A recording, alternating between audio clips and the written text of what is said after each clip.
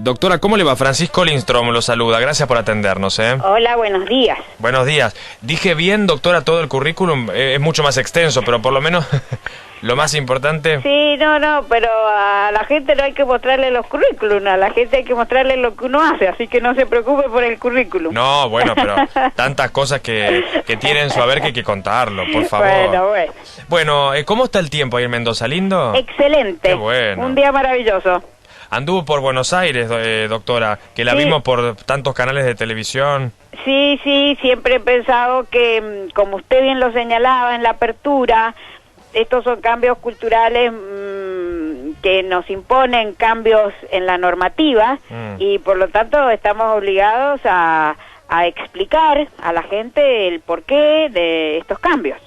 ¿Y cuáles son los cambios que se vienen, como para que la gente entienda? Porque sabemos que hay cambios en temas que de repente son de mucho interés, porque nos puede tocar a todos un divorcio, los contratos prenupciales, pero digo, a grandes rasgos, como para después entrar en detalles, ¿qué cambia con estos cambios? Bueno, lo primero que le tengo que decir es que nosotros nos encontrábamos con un código civil y un código de comercio. Y lo que se nos había encomendado era que unifiquemos en un solo código, la materia civil y comercial. Sí. Esto es una vieja idea, o sea, no es un invento actual. Esto los italianos lo hicieron en el año 1948, mire usted. Y en la Argentina han habido varios intentos, pero todos han fracasado. ¿Qué se pretende con esto? Se pretende darle unidad, armonía, que no se contradigan unas normas con las otras. Por ejemplo, imagínese, nosotros el contrato de compraventa lo tenemos regulado en el Código Civil, lo tenemos regulado en el Código de Comercio, lo tenemos regulado en la Ley de Protección de los Consumidores. 3 ordenamientos para regular un contrato de compraventa, que es el contrato, digamos, más frecuente. Usted lo celebra desde que se compró un caramelo en el kiosco hasta que se compró una casa. Claro. Entonces, como decimos, todos estos son para armonizar, para dar mayor seguridad jurídica, para que las normas sean de más fácil conocimiento. Esto en lo formal. Ahora, en lo sustancial. En lo sustancial, este proyecto, este anteproyecto, viene dominado por una idea básica, que es las implicancias que la reforma del año 1994, hecha en la Constitución, tienen en estos códigos civiles y comerciales. En el año 1994 la reforma fue muy importante. Para la gente, la reforma era nada más que le permitió al presidente Menem ser reelecto. Claro. Pero esto no es lo único que estableció esta reforma constitucional, que realmente fue una reforma extraordinaria y que incorporó a la Constitución los tratados internacionales de derechos humanos. Esos tratados, en su mayoría, hablan de la protección de la persona y especialmente de una noción que es el del derecho a la vida íntima y familiar. Entonces, yo tengo que llevar al Código Civil ese valor constitucional que me viene de la Constitución y de los tratados, de hacer prevalecer esto que se llama derecho a la vida íntima, y en la palabra íntima tengo la identidad, tengo muchísimos otros calificativos de la persona, y el derecho también a su vida familiar. Entonces el código tiene que respetar eso. Por ejemplo, un divorcio necesariamente causal, ¿qué quiere decir eso? Que si el otro no está de acuerdo y yo inicio un juicio de divorcio, estoy obligada a contarle al juez todo lo que está pasando en mi casa. Eso puede llegar a violar mi vida íntima, mi vida familiar. ¿Por qué tengo que ir a mostrarle todos los trapos sucios de mi casa al juez? Yo no tengo que tirarle una bolsa con todos los trapos sucios. Lo que le tengo que decir al juez es: señor juez, este proyecto que yo tenía de vida con esta persona ha concluido, no lo tengo más. Eso entonces, va a ser así de ahora en más. Eso será así, doctora, de ahora en más, digo. De ahora en más. Ahora no. Ahora, si yo no tengo el acuerdo del otro, tengo que ir a contarle al tribunal todo lo que me pasa. Cuando voy al tribunal a contarle todo lo que me pasa, no solamente se lo cuento, sino que lo tengo que probar. Tengo que llevar testigos, tengo que acreditar infidelidades, tengo que mostrar todas las debilidades humanas en este expediente que, lejos de solucionar el conflicto, lejos de apaciguar los ánimos, lo que está haciendo es profundizar ese conflicto, en aras de andar buscando quién es el culpable, cuando en realidad lo que tenemos que tener en cuenta es que este matrimonio en los hechos ya no va más, el proyecto que teníamos ya no va más, entonces lo que tengo que tratar de hacer es solucionar, no agudizar el conflicto. Doctora, ¿Solucionar qué quiere decir? Sí. ¿Conciliarlos? No, porque esta gente no quiere conciliarse. Claro. Lo que quiere es que solucionemos los problemas, alimentos, guarda, comunicación con los hijos, régimen de bienes, etcétera. Bastará con la voluntad entonces de uno de los miembros para que el tema esté, digamos, para concretar la separación. Pero ese que se quiere divorciar él solo y no tiene el acuerdo de la otra parte, no solamente tiene que ir al juez a decirle yo me quiero divorciar, sino que tiene que darle propuestas sobre todos estos problemas que estamos mencionando, alimentos, comunicación con los hijos, etcétera, régimen de bienes, y si no presenta esa propuesta el juez no le da trámite. Si le presenta esa propuesta, entonces el juez le da trámite. ¿Y en qué consiste ese trámite? En que le vamos a comunicar al otro que este señor ha pedido el divorcio y le comunicamos cuáles son esas propuestas. Y el otro viene y dice, bueno, al divorcio no me puedo oponer, ya sabemos que no, porque basta la voluntad de este. Pero a estas propuestas que me trae, mire, yo esta la acepto, pero esta otra no la acepto, y acá está ocultando un bien, y acá. Y entonces el expediente queda en el juzgado para resolver estos problemas. Puede incluso no quedar en el juzgado, porque el juez puede considerar que acercar a las partes es más fácil en el trámite de la mediación que en el trámite judicial. Entonces lo manda a la mediación, ahí se trata que se llegue a un acuerdo. Si no se llega al acuerdo tampoco en la mediación, bueno, el juez tendrá que resolver. Pero lo que va a resolver son los problemas que dejó el divorcio, no el divorcio en sí mismo. Mientras tanto, esta gente ya la hemos pacificado porque están divorciados. Perfecto. Esto quedó clarísimo en cuanto al divorcio. Doctora, otro punto, contratos prenupciales, que yo me acuerdo que el año pasado hemos charlado con usted aquí en Club 88 sobre este tema, cuando salió, bueno, hubo un par de divorcios problemáticos, mediáticos, no me acuerdo específicamente cuáles eran, pero no importa. ¿Cuáles son los cambios que van a venir en cuanto al contrato prenupcial? Bueno, no hablemos de contrato prenupcial porque ninguna de las dos palabras son correctas, pero ahora le explico por qué. ¿Cuál es el régimen que yo tengo actualmente? Sí. Actualmente, cuando yo celebro matrimonio, cuando me caso, es como si yo me voy a un restaurante donde solamente hay un plato. Sí. Y me sirven es un menú de un solo plato. Me sirven ese y no puedo elegir ningún otro. Y cuando quiero cambiar algo de eso, ¿no es cierto? Le digo, bueno, mire, pero en vez de papa tráigame ensalada. No, nada. Es lo que el legislador le dio, punto aparte. Ahora, cuando yo me case, o incluso después de casarme, puede ser, no cuando me caso, sino que después que estamos casados nos damos cuenta que este régimen no nos sirve y podemos cambiar a otro. Entonces, cuando me caso, o con posterioridad, ahora voy a tener en este restaurante dos platos. O el plato de la ganancialidad, que es el que ahora tenemos, que significa que todo lo que vamos ganando de aquí en más se mete en una bolsa y que cuando se disuelve este matrimonio vamos a dividir por mitades, y siempre por mitades. Puedo tener ese régimen, pero también puedo tener un régimen que se llama de separación. Sí. O sea, yo puedo elegir que ahora en más lo que yo gano es mío y lo que vos ganás es tuyo. Ahora, esto de que lo que yo gano es mío y lo que vos ganás es tuyo, no significa tampoco de que lo que tengo en la heladera, la parte de arriba es mía, la parte de abajo es tuya. No, porque siempre la vida en un matrimonio genera comunidades, eso es innegable, ¿no es así? Muy bien.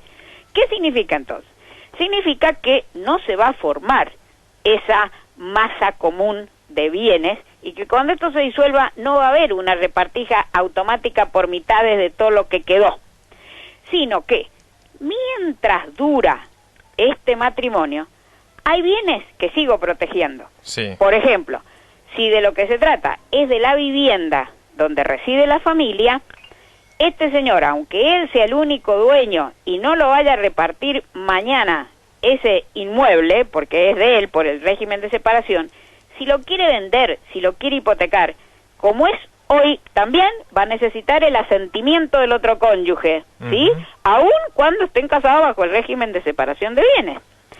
¿Ve? Porque protegemos la vivienda. Está bien. La vivienda, que es un valor protegible. Está bien. Si, por ejemplo, los niños van a una escuela privada, la que firmó el contrato con la escuela es la mujer, el hombre no firmó, el hombre, aunque estén casados bajo el régimen de la separación de los bienes, va a ser deudor solidario, responsable con su esposa por esas deudas, porque son deudas que se llaman domésticas, deudas comunes, ¿sí? Entonces, aunque esté casado por el régimen de separación. Y cuando se disuelve este matrimonio, en el que cada uno se lleva lo suyo, porque hemos dicho que no nos vamos a llevar las ganancias, puede llegar a ocurrir que ese sistema de que cada uno se lleve lo suyo lleve a una injusticia notoria. ¿Cómo sería esa injusticia notoria? Por ejemplo, la mujer se quedó en la casa a cuidar los hijos, abandonó su carrera para que su marido pudiera recibirse, pudiese llevar adelante. Este marido, supongamos, se recibió de médico, estableció una clínica extraordinaria, ella lo ha ayudado, lo ha apoyado, pero todo eso está a nombre de él, nada más, porque se han casado bajo el régimen de separación de bienes. Entonces, ¿qué es lo que puede llegar a pasar al momento de la disolución? Que el juez, frente a estas situaciones de injusticia en la que ella no tiene nada, pero que ha contribuido a formar lo que el otro tiene, fije un sistema que tienen otros países muy cercanos a nosotros, como España, como Chile, que es el sistema de las compensaciones económicas. Entonces, sobre esa base, el juez va a fijar una compensación, que puede ser una suma única, pueden ser cuotas, puede ser un usufructo sobre un bien que el otro deje, en fin, se puede arreglar de muchas maneras. Quedó clarísimo, doctora, el tema contratos prenupciales mal dichos, pero bueno, como que la gente lo conoce con o se habló mucho en esos términos. Claro, pero yo les pido a ustedes que ustedes me están haciendo tantos favores a mí, la prensa, a la que le agradezco tantísimo, que estamos explicando bien el anteproyecto, que empecemos también a hablar con términos que no confundan. Exacto. Muy bien. Exacto, muy bien, para adelante. Para adelante. Siempre para adelante. Uniones convivenciales. Sí. Otro de los temas. Usted me corregirá, doctora, si estoy confundido. De esto se hablaba mucho antes, porque ahora ya tenemos el Código Civil, por ejemplo, entre personas del mismo sexo, que eso también es un tema importante. Las uniones convivenciales, ¿cómo es el tema? ¿Va a contemplar las uniones que, digamos, sin que haya matrimonio? Exacto. Pero va a proteger el bienestar de una de las personas que integra la pareja en el caso de que haya una ruptura del vínculo. Claro, ¿qué es lo que ocurre hoy? ¿No es cierto? Nosotros creemos que las personas tienen derecho a conformar familias que no siempre son iguales. Yo tengo derecho a casarme y a no casarme. No quiero casarme. Bueno, usted sabe, hoy hay una gran cantidad de jóvenes que llevan adelante familias, pero no se casan. Claro. Por eso hacía la mención con la ley de matrimonio igualitario, porque antes que no se Antes la gente no se casaba porque no podía casarse. Por eso. Ahora no se casa porque no quiere casarse. Pueden ser, por ejemplo, una pareja homosexual o heterosexual que lleva adelante una vida familiar no casándose. Y nosotros consideramos que la gente tiene derecho a optar entre casarse y no casarse. Y llevar, porque consideramos que en la sociedad existen formas plurales de familia. No existe una sola familia única de papá, mamá, 2 hijos y si tienen ojitos celestes mejor. No, hay muchas clases de familia. Entonces, y hay libertad para formar muchas clases de familia. Ahora bien, usted eligió casarse, eligió el matrimonio, tiene este régimen legal. Ahora eligió no casarse. ¿Cuál ha sido el problema para regular estas uniones convivenciales? Es decir, gente que forma familia sin casarse. El problema aquí para regular no es fácil porque el fenómeno de la unión convivencial, que antes la gente conocía como concubinato, y que a nosotros no nos gusta esa palabra porque tiene un sentido peyorativo, moralmente repudiable, viven concubinato, como si esa fuese una inmoralidad. Para nosotros no, para nosotros es una forma de libertad, como le he dicho, por eso se llama unión convivencial. Entonces, ¿cuál es el problema en la Argentina? El fenómeno de la unión convivencial es muy diverso en la Argentina. hay familias que se conforman con esta libertad por plena libertad de los sujetos. Sí. Y usted lo ve, por ejemplo, en los grandes centros urbanos, esto es muy frecuente en la clase media, ¿sí? Pero hay otros sectores que son sectores vulnerables, donde no se casan, por ejemplo, porque la mujer está en una condición de inferioridad total y exigir el casamiento significa que este hombre la deje y que no le alimente los hijos y etcétera, etcétera. Mujeres que sufren uno y mil problemas, ¿no es cierto? Entonces, regular en forma armónica para que las normas le sirvan a una y a otra realidad, como usted se imagina, no es fácil. Bien, entonces, el punto de partida es que la gente vive así porque quiere vivir así. Entonces le respetamos su voluntad. Si hacen pactos, podrían pactar cómo quieren vivir, si se van a repartir o no los bienes, cómo van a vivir. Ellos pueden pactar todo lo que quieran pactar, cómo van a vivir. Ahora bien, ¿qué es lo que no pueden pactar? Lo que no pueden pactar es todo lo que viole la solidaridad familiar. Porque si yo llevo adelante un proyecto familiar, tengo que ser solidario. Claro. Si no, eso no es una familia. Está Es bien. cualquier cosa, pero no es una familia. Está bien. Entonces, por ejemplo, estas dos personas se deben asistencia mutua mientras dura la unión. Si uno es como decíamos recién, para el régimen de separación también, si uno solo es el dueño de la vivienda, pero quiere venderla, este también, aunque no esté casado, va a necesitar el asentimiento del otro. ¿Por qué? Porque hay un problema de solidaridad que no podemos dejar al otro en la calle de un día para otro. Tiene que enterarse por lo menos de que te quiere vender o quiere hipotecar o lo que fuese. Entonces, se establece este piso mínimo que también alcanza a la vivienda cuando esta gente se separa. Cuando se separa, si la vivienda le corresponde a uno solo, también el otro, el más vulnerable, el que no tiene vivienda, etcétera, etcétera, le puede pedir al juez que como mínimo le den el uso de la vivienda por 2 años hasta que él arregle su situación. Perfecto. ¿Se da cuenta? Entonces, hemos regulado intentando cubrir el mayor número de casos, pero siempre reconociendo la dificultad de arreglar situaciones tan excepcionales. Impecable la explicación, doctora, más claro imposible. En cuanto al tema adopción, que inclusive acá hay muchos llamados que están llegando, mensajes de la gente preocupada por este tema. Sí. ¿Cuáles son los cambios? Pues lo escuchaba a Lorenzetti el otro día, presidente de la Corte Suprema de Justicia, diciendo que los controles van a seguir siendo estrictos, pero sí se vienen una serie de modificaciones, de cambios. ¿Cuáles son? ¿Cuáles son? En primer lugar, en la Argentina hay más personas que quieren adoptar que niños que están en condiciones de ser adoptados, jurídicamente, formalmente, porque ya sabemos la cantidad de niños que hay en la calle que realmente no son protegidos por su familia de origen. Si los contamos a todos esos niños, seguro que son muy superiores el número de esos niños a los niños que a los que quieren adoptar, ¿no es cierto? Muy bien. Pero formalmente hay más gente que quiere adoptar que niños que están en condiciones de adoptabilidad. El otro problema por el cual no hay tantos niños para ser adoptados es el tráfico de los niños. Nosotros no podemos desconocer este tráfico ilegal que se da no solamente en los hospitales en algunos hospitales públicos, que se da también en las clínicas privadas.